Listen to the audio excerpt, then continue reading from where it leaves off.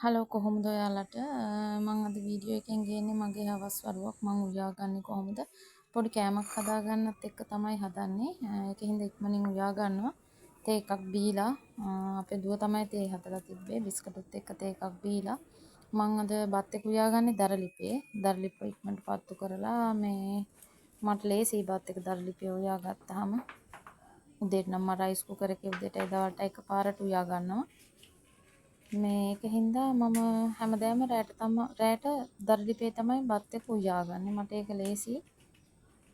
ඉතින් මම අද පොඩි කෑමක් කිව්වට මේ පොඩි දෙයක් හදාගන්න යන්නේ. බලමු මේක අපි මම උයාගෙන ඉවර වෙලා තමයි ඒක හදන්නේ. මම අද උයන්නේ බත් එක ඉක්මනට ලිපේ තියාගත්තා. වැඩි දෙයක් හදන්නේ බීට් ටිකක් තියෙනවා බීට් ටික කිරට හදලා කරවල තෙල් දාගන්න තමයි හදන්නේ. ඉතින් ඇතිනේ රෑට පොඩි දෙයක් කෑවම ඉතින් පොඩි දෙයක් කිව්වට ඉතින් බත් තමයි. සමහර දවසට ඉතින් ඉදියාප්ප නූඩ්ලස් වගේ දේවල් කෑවට හැමදාම කන්න බෑනේ. ඒකින්ද අද බත් ටිකක් උයාගත්තා බීට් කිරට හදන්නේ. බීට් එක නම් මම ගෑස් එකේ තමයි උයාගත්තේ. කරවල ටික මම දරලිපේ හදා ගන්නවා. මේ හරි රසයි ඉතින් මාළු මික්ස් කරලා දෙකක් දාලා කරවල කෑල්ලක් තෙල් දාගත්තාම හරි රසයි දරලිපේ මැටි හට්ටියේ.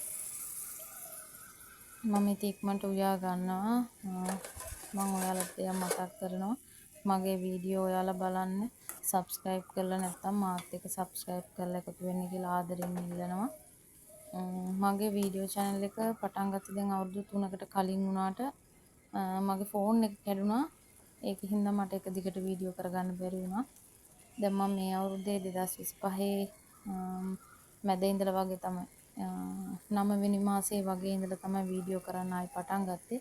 ඒකින්ද මම ඔයාලගෙන් ආදරෙන් ඉල්ලනවා මාත් එක්ක එකතු වෙලා මාව සබ්ස්ක්‍රයිබ් කරලා මාත් එක්ක එකතු වෙන්න කියලා ආදරෙන් ඉල්ලා සිටිනවා. මම දැන් මේ කරවල එක හදාගන්න යන්නේ. ඉක්මනට කරවල ටික මම අද අඟුලුව කරවල තමයි හදාගන්නේ. කරවල ටික දැදුනාට පස්සේ මේ ලුණු මාළු මිරිස් තක්කාලි ටික කෑල්ලක් දාගත්තා.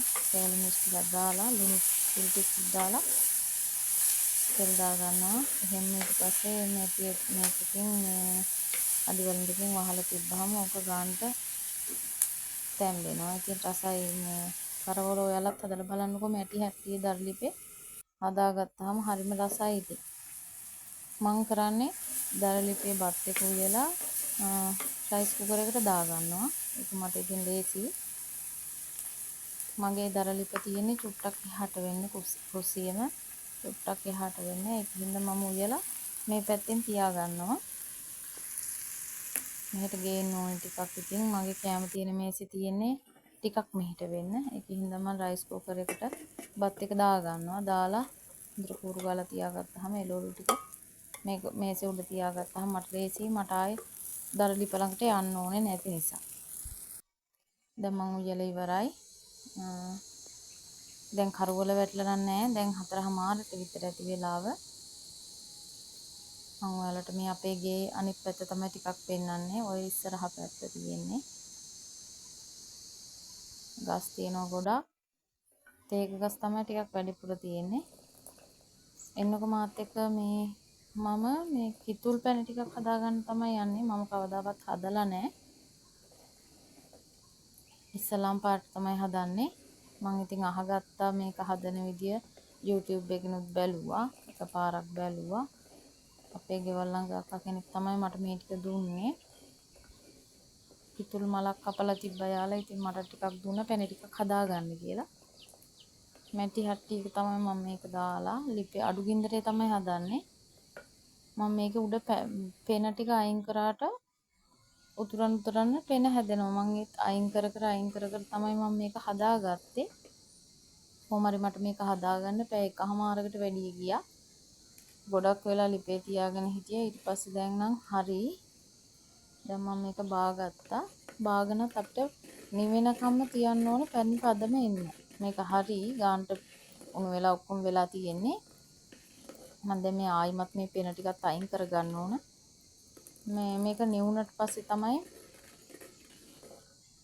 පැණි පදම ගානට එන්නේ. මම ඉතින් ඉස්සල්ලාමනේ හදන්නේ.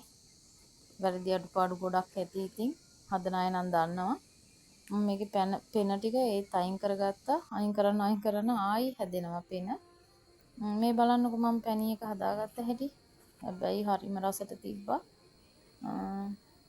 මම ඔයාලගෙන් ආයිමත් කියනවා මාත් එක්ක subscribe කරලා ඕගොල්ලෝ එකතු වෙන්න. මම හරිම ආසාවෙන් ඉන්නේ YouTube එකේ ඉස්සරහට යන්න. ඔයාලත් එක්ක ලොකු ගමනක් යන්න. ඔයාලට මගේ වීඩියෝ බලුවට ගොඩක් ස්තුතියි.